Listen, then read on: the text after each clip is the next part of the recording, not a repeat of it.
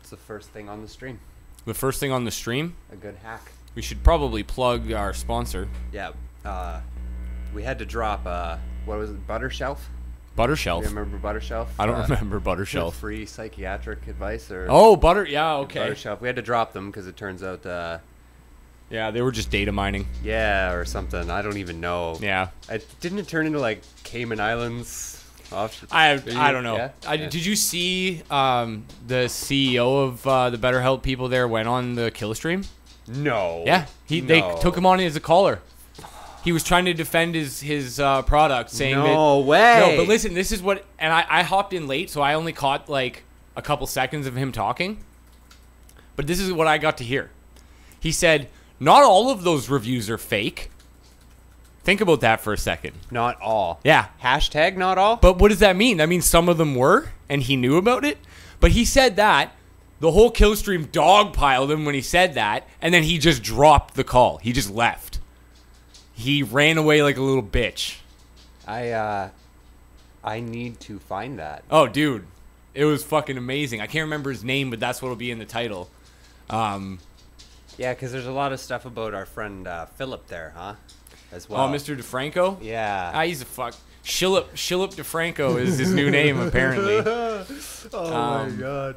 I honestly couldn't. I don't give a fuck about Philip DeFranco. He's been YouTube's fucking darling poster boy for a long time. I think that he seems to be like massive, right? Oh yeah, he's huge. And people, a lot of people, even real people, right? A lot of people like to say that he's not like biased, but like I've watched enough of his show to like I don't feel. I wouldn't say, okay, maybe that's true, but I would describe him as spineless, not non-biased. I feel like his bias is towards taking money from people, like or like advancing himself. This is the thing. Well, he'll say, he'll put down something that happened, and he'll give his opinion on it, which is a bias, and then he'll say, but I just want to know what you think. Please comment. Blah blah blah. Let me know what you think about it. It's like a shield. But you're like trying anybody to who deflect knows some shit. Well, and anybody who knows anything about YouTube knows that the more comments you get, the more the analytics favor you. So that's why everyone's always like comment, like, and subscribe. Smash that like button. Please do all the engagement features that surround this video that you totally know that exist. Yeah. And he has this little strategy of like not putting a very strong opinion behind the thing he's talking about. And he kind of like suffixes everything with, maybe, or I don't know, maybe it's this way, maybe it's that way, off to you. I'm just going to pass it off to you, comments, and see what you think. And it makes him look non-biased to like a passer, but it's part of his persona. It's making him money. Yeah, if you can just, he's basically baiting. Like, it's like when you go into a comment section and you say something retarded that you know is going to piss people off and then just stand back and watch the fucking flame war happen between other people. I have a question. Do you think that being non-biased is a good thing? It depends on what you're talking about. Right. But like, if you're non-biased on, like, the ethics of live human testing... like non-voluntary live human like surgical experimentation. Well, that's kind of what I mean, right? Like there's certain things that like when is a non-bias even allowable? Like when is it when nobody knows all of the facts? Right. When both sides, like, say you have somebody defending Kavanaugh. Let's just use Kavanaugh for a second. You've got before there was any investigation at all, not even just by the FBI, but like literally just people started poking around and finding out what happened. And there was just an accusation against a dude. At that point, it is fine for both pro-Kavanaugh and anti-Kavanaugh people to have some kind of non-bias. And if they're being intellectually honest, they have to. Right? You might believe the woman, but say we need to get this proof out so that we can. We don't know. Is there a difference between being like angry because you know something and being angry because of like is bias the same thing as knowing? Do you know what I'm saying? You know what I'm trying to point towards? Like it depends on whether or not you're talking about dogma. Like if I find something out about a left winger and I go crazy about it, and I happen to be biased against left wingers, what's the separation? You know what I mean? Is there any should I be biased because I know the thing? You know what I mean? Like change the way that I answer your question. It depends. So I think it's more important to be honest about your bias than it is to try not to have one. Wow. I think that's it's more realistic, and I think that's actually like the what we could say is the ideal for honesty when it comes to this kind of thing. Because that was amazing. I don't know about that. I think no, that's kind of the thing. No, if it's amazing in like the Peterson like wash your balls and clean your room kind of way. It's like self-evident, but to me, anyways, like I think it's self-evident because like look, if I found out a section of the left. Originally I would have had a bias for the left because I've always been a liberal. Mm-hmm. So, but then I start finding. Actually, this is a good example. When I first started finding out things about SJWs and like crazy, like postmodern progressive types that want to dismantle the current system and put in some utopian insanity. When I first started finding out about them, I was kind of desperate to not include them in the left. Like I wanted to make them something new. Interesting. And when you find them acting like Nazis and fascists and deplatforming people and whatnot, it's really easy to be like, no, they're not on the left, and they're this other thing. And that's non-left behavior. But that was my left bias, right, informing me on no, there can't be this really bad group of people in the left. Like they're obviously far right spies that are being like pretending to be left wing to like it's like controlled opposition type shit. These days it'd be Russian hackers. But then. Like I mean, and this is why we're here, where we are on this wonderful fence, flipping off both sides, right, is because I started to realize that there's people on all sides, including the middle, that are just fucked. They're just idiots. Yeah. They don't know what the fuck they're talking about. They've associated themselves with certain key ideals of that area, so they can call themselves that thing. You know, a person will be like, "Yeah, pro gay marriage and." Separation of church from state, and we need to accept all cultures, but fuck these people. Yeah, and it's like, and it depends on the people, right? Like if I'm being invaded by another country and they're just slaughtering our people, I will jump on the fuck these people train immediately. No, yeah, the fuck these people train is a real thing. But there's like it depends on what car of the train you're in. Like, there's some parts of that train that are actively like out between the trains trying to pull the pin out of your fucking car. That's right. Like. And they've already done that in a lot of ways. Like if you're a centrist now, both sides are kind of like, fuck you, you're not part of this train. Yeah, I actually just saw a YouTube video from a guy, I can't say I can't do anything. I can't say anything. Ha! Anyways, I saw this guy, and he was talking about how centrism, you know, is it's untenable, unmaintainable, and how and we're the ones fucking it all up. It's us fucking it all up, and that I find that laughable at best. Yeah, that's this world we live in, this lovely world we live in, and the people who don't vote or who don't care or who don't want to have anything to do with either side are the problem. They're the fucking problem. See, this is the thing. Yeah. Let's, for example, I'm just gonna shit all over that because read my stuff, you friggin' undecider. No, if you went to the States, if you rewind a time to 5 years before Trump got elected and magically turned everybody in the country into centrists with a spell, they would, within that 5 years, demand a reform of the Electoral College. They'd end up with more than two parties, and neither Trump or Hillary would have gotten elected in that election. I think you just hit the point, though. Centrism, too much fucking work. We've already got this nasty, awful, polarized system. It's positive, negative. It just works this way, man. The circuit is complete. Yeah. Don't touch it, you cancerous demon. I don't know what people thought was going to happen when you set up a combative system for electing the side where you can only pick one of two extremes on the spectrum of rational thought and expected it to not be a boxing match. Like where I think they wanted that. I think they think that like it's the human way, right? It's, and I agree, but but you look at people in fighting in MMA, like Conor McGregor. His fans are fucking nuts. They're rabid. You know what I mean? And I don't mean that in like that they're shitty people, but like if you go to a bar where a lot of McGregor fans hang out and walk in and tell them all to suck your dick because their fighter's a fucking pussy, you're getting at least a black eye. You know what I mean? Like, so they set up these two political systems where they're like, if you're gonna participate in this, you have to align yourself with a group of people who, by default, has 50% of the country that despises them. That there's no way that could go wrong. Like, and it's just. Like what?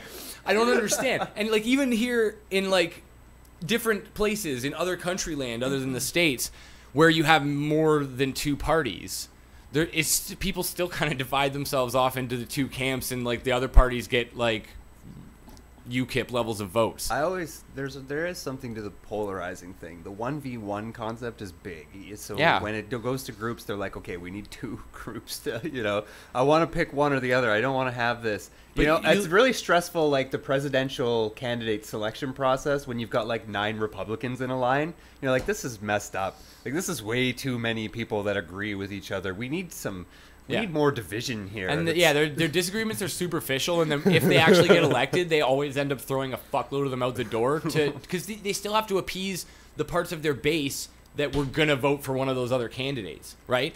Like Trump may have won, the primary, but there was all those other guys still had a huge base of support that were forced to vote for Trump in their heads because he's the one who won. You toe that line or but whatever. if Trump were to win and immediately just be like, hey, everyone who was not going to vote for me, suck my dick, you're not getting anything done. Like, you're not going to have any support when you're trying to push bills through and stuff like that. And then, but you go to somewhere like places in Europe or Canada where they have multiple parties, and it's like, yeah, okay, the Green Party in Canada might get like 0.04% of the votes in the country, but that still fulfills an important role of like demonstrating to whoever ends up on top, we're still here, you know, and they can see like, okay, so and I don't know if there's analytics, there probably is, but I haven't seen analytics in the States that most average people would know about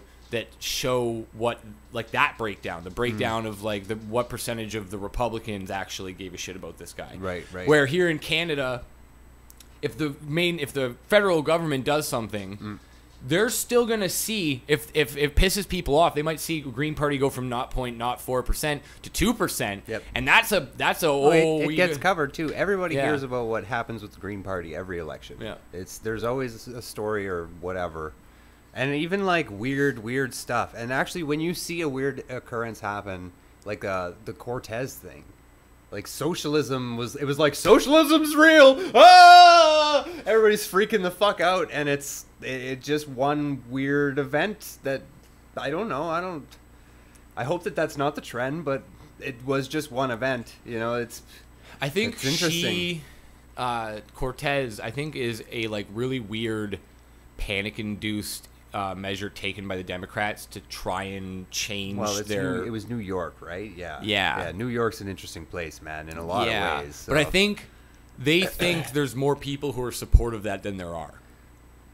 Yeah, exactly. Like, but because that one thing happened, but here's the thing, and we know this, the blue wave was supposed to, is that what it was called? The fucking blue, this was supposed to be happening everywhere. Yeah.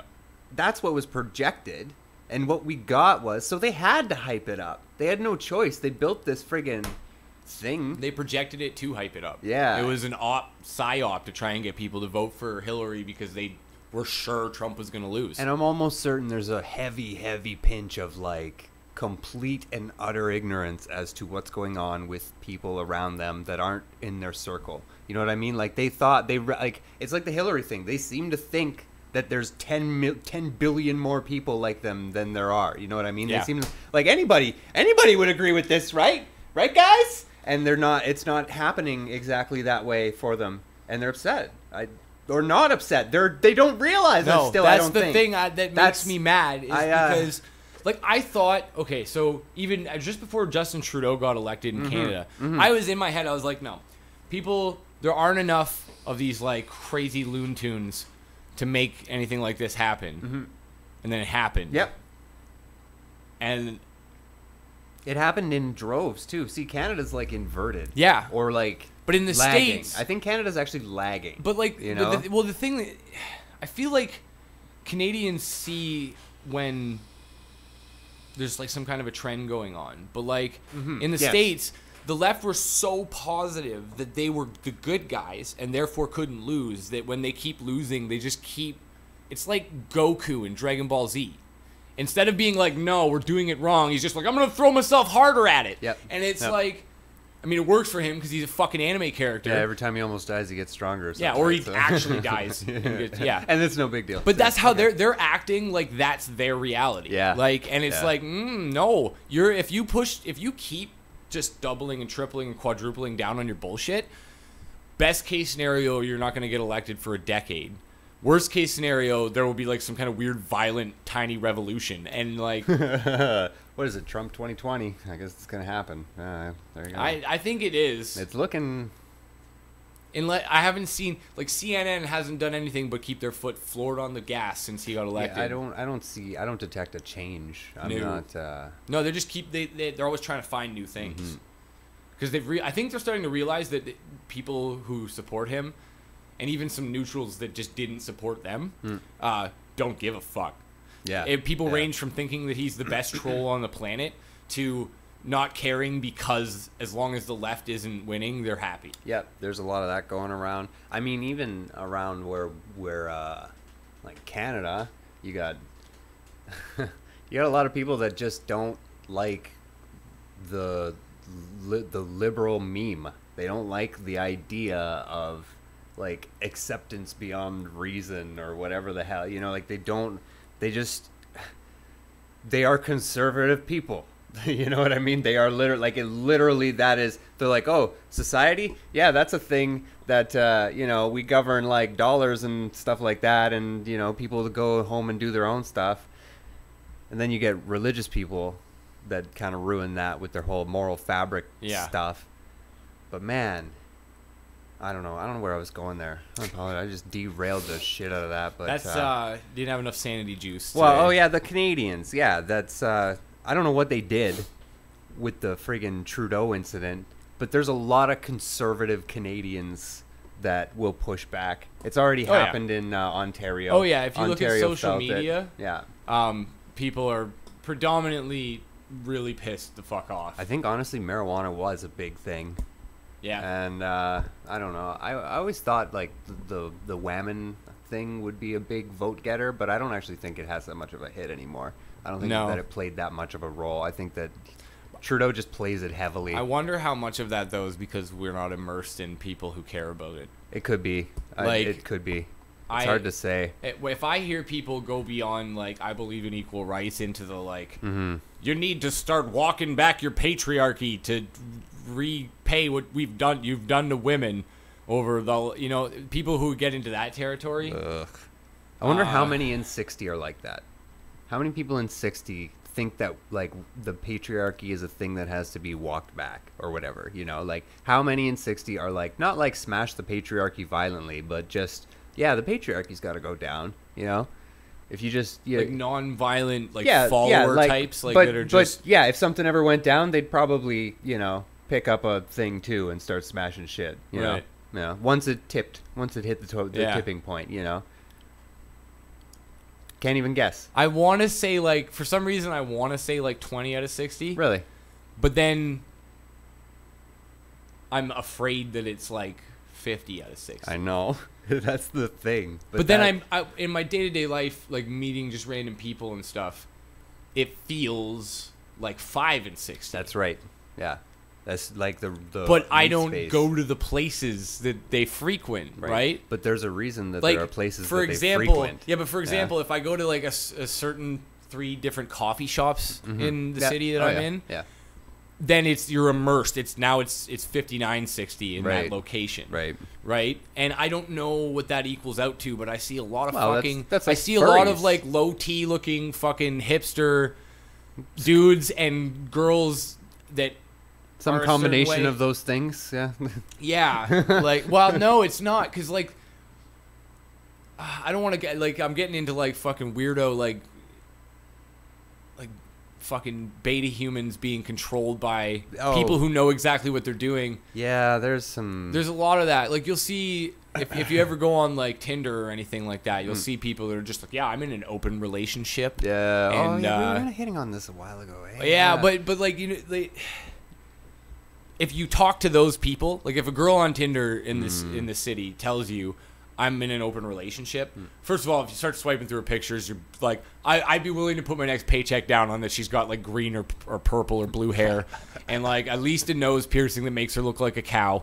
Well, And that brings back the Cosmo cucking thing. Is there's an interesting change in the relationship dynamic occurring, to say the least.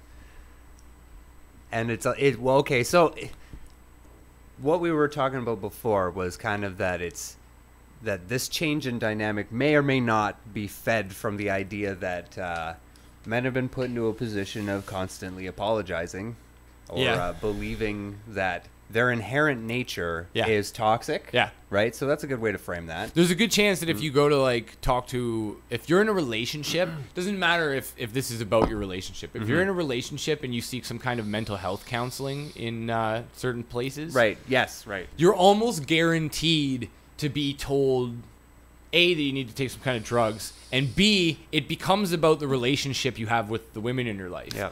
And it turns into basically you just being shamed, usually by a woman, for being the way you are, for like having the traits that most men have. Yeah, who's the voice for men guy? Voice for men? Paul Elam, I think it is, or something. The MRA guy. Anyways, I hate to go all MRA guy, but yeah, it's true. The current dialogue surrounding the genders is really kind of turned against men. There's not a good place for you to go there's not actually a good, healthy place you can go to discuss the whole manhood thing. No. Except for many of the places that, you'd find these feminist places shredding to bits. You know what I mean? Yeah. And I find that maybe the MRAs do, but most of your anti-SJWs, for the most part, they don't go after hobby types, and they definitely don't go after the weird aspects of femininity. Like, do you know what I mean? Like toxic masculinity redefines all of manhood to be something evil. Yeah. Whereas your average, fucking... Well, and that's true. They'll say that they're not doing that. Yeah. They'll be like, no. It's just certain aspects of manliness. Yeah. But then their solution to all of your toxic masculinity is to tell you to be more feminine in certain ways. Exactly. And they'll even use that language. I'm not putting words in their mouth. Like, I've known people who had really fucked up controlling girlfriends that were feminists, and they'd always tell people, like guys, that if a guy was being rowdy or made some crude jokes or whatever, right, and everybody laughed but her, you know what I mean? Yeah. Even some of the other girls, but then she'd jump in and be like, and say something about how his masculine energy is harmful, and that you could express even the same ideas but with a feminine energy. Okay. And it would be better for the space and less toxic for the environment. And you could feel everybody, all the other dudes and girls, just cringing while this woman was talking. But she was so fucked and controlling and that's what I like. And manipulative emotionally, that if people didn't at least just smile and nod, she'd make a fucking scene. So Canadian conservative girls.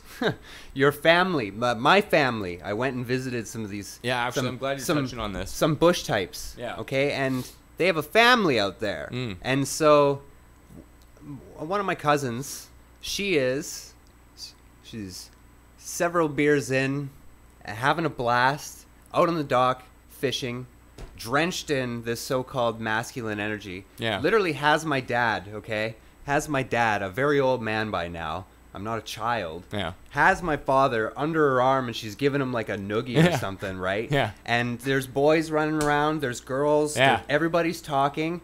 There was a whole mix of energies. Yeah. And at several points, the masculine energy dominated the room. Oh, no. And you know what? It was funny. Can't have and that. it's the same for the feminine energy. Whatever you want to call that, whatever you want to... It makes me sad. It makes me sad to think that people, and that's dude. It's only fun if you have both. Yes, that's the thing. Life is only worth it if you've got both. That's why fucking MGTOWs and incels are depressed. It's true. And fucking want to run people over and shit. Even time with the boys. Time with the boys is only time with the boys if there's time with girls. Yeah. Also, it doesn't make any sense to have only time with the boys. That's just time. Yeah. It's baked in there. You can't fucking do it. That's why the thirst comes into the equation. And the crazy gets involved. I don't even want to hit the thirst. Well, I'm glad you were touching on like the conservative family thing, because that's one thing. Even though I've always considered myself more on the left, that I've always agreed with conservatives on is that like the nuclear family is like the most important thing for society. That's and it's because you were touching on it earlier. Like there is no place that our society is providing for men to talk about the things that they need to talk about. They regard. Well, honestly, every aspect of toxic masculinity is something that a man will probably struggle with someday. But you get the place that you would go for that is your fucking father. Yeah. And if your father's not around, or you only get to see him on weekends because whatever, then you're not getting that. Well, or every time, like, okay, so with a kid, they go through a bunch of experiences and they get two takes. If they have both their parents around, they get two takes on every issue. They get the dad take, the mom take. And one of them often involves feelings and one of them often involves facts of life. Like it's just the way it goes. I see it happen regularly all around me. It's everybody's lives. This is what happens. Not everyone, obviously, because it's a very diverse world out there. But it's especially in the world we live in.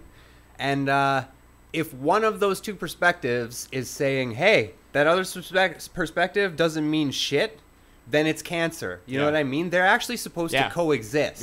They're actually the grumbling husband and the bitching wife. It's supposed to, the kid knows that the husband's grumbling and the wife is bitching. That's a very simplistic model, but like one's not supposed to override the other. That's when you see, oh, don't talk to your father because he does all the, and they don't. And they don't ever find out, even if he is a fuck up. They don't ever find out for themselves. I find that cancer. It's more cancer. It's just going over cancer. You're supposed to. There's no fucking cure for it either. You can't. Once it's that's called. You have to go into reconciliation later in life, and it can be rough. It's families have those relationships. Jesus.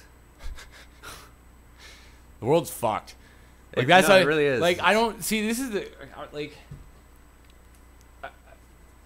I ended up getting really nihilistic at a point in my life. We talked about this on another stream, but I've become positive about it, and I've found meaning. It allows for meaning. Yes. For me to create meaning in it. There's definitely space. But, that's my beliefs aside. That it doesn't look like things are going in a positive direction. And I'm not saying anything original here, but I don't think a lot of people realize how bad the direction actually could get in a really short period of time. I'm not too psyched for the future. The thing is like it could go one way where it kind of slowly swings back in the other direction and maybe stabilizes a little bit because people decide to be rational and ultimately not, jump the gun on things. But it could also be the kind of thing where people like both world wars, it wasn't very long before they actually started that people had no idea. Like people were just like, life is hunky dory, and then buzz bombs are fucking landing in your house and killing everybody and fucking your city looks like a fucking apocalypse scene from a movie. In a matter of months to years, change quickly. And people don't realize I don't know if people think at World War II, now everyone's just kind of either friends or glaring at each other, but it's fine. And there's huge sections of the planet that would love to fucking take over the rest of it.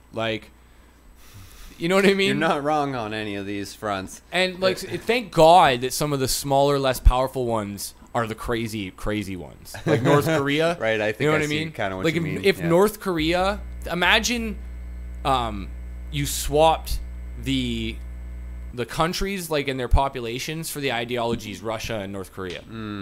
If North Korea had because Russia's are nuclear shit and and the population's bigger. They've got more land mass to hide bases and stuff. They are in a strategically better location. They have more people. They have all the advantages that you could get by default right off the bat.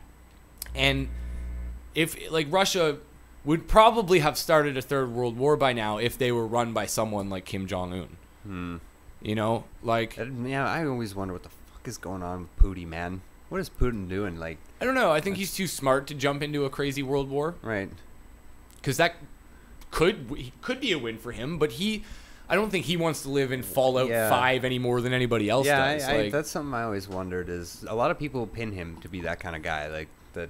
There's not a lot of people, and I'm gonna steal a quote from Game of Thrones, but Oh, great. there's not a lot of people who would watch the world burn just to be king of the ashes. Like you Yeah, I know what I could see mean? that. What's the fucking point? I honestly really think Putin likes making snide comments at Oh, various dude, I think he EU does. meetings and I stuff. think he does. He seems to just like eat it right He up. always looks like he's trying to stop himself from smiling a little bit.